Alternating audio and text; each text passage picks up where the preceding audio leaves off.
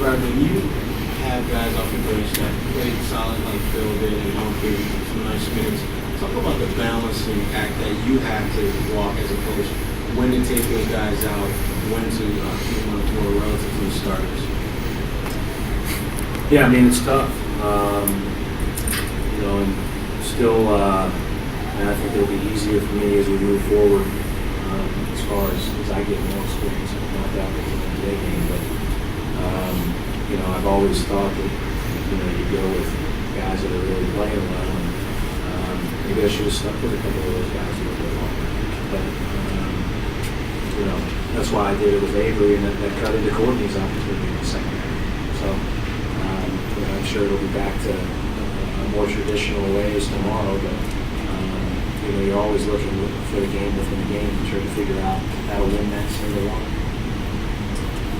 Brad, I know you're always focused on this game, but tomorrow has to be really special for you. Yeah, I think it's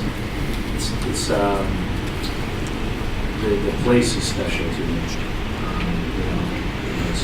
Bottom line is it's an Indiana Pacers game, and they're going to have a great fan support. They've got a great team. I've said this before, we played it the first time. It's the best Pacers team I've ever seen in my lifetime. And so that's a great challenge that we have. So as a competitor, you want to try to challenge yourself, but at the same time, the people that are going to be in that building that I know, and I know a lot of them, are really special to our family, and that whole state and that whole city is to us. Brad, 3 straight 30-point quarters for them to end the game. It seemed like early on in the game they were taking a lot of mid-range shots, and then kind of got to the paint and to the 3-point line after that. Was that adjustments on their end? Was it mistakes on for you guys? What do you think? There's a lot of the stuff that we talked about before the game. There was a lot of the stuff that they are very, very good at. Just because you talk about it doesn't mean you're going to be able to guard it effectively. I think one of Wall's great strengths that he's really gotten better at is his pocket passing. His pocket passing delivers the ball where the bigs need it. And you see sometimes we catch it out of our area and they catch it, going to the hoop at 14 feet.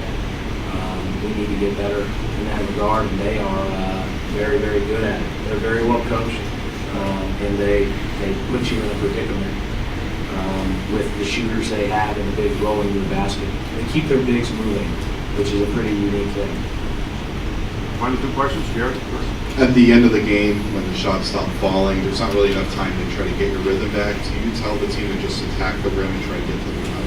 Yeah, we've just got to play at that point. But I think the biggest thing is that don't wait for the shots to start falling to play the right way. And I think that's where we got our energy off of making shots in the last 2 games. We need to get our energy back off of getting stops. And once we do that, that cures a lot of the ills that we're talking about across the court.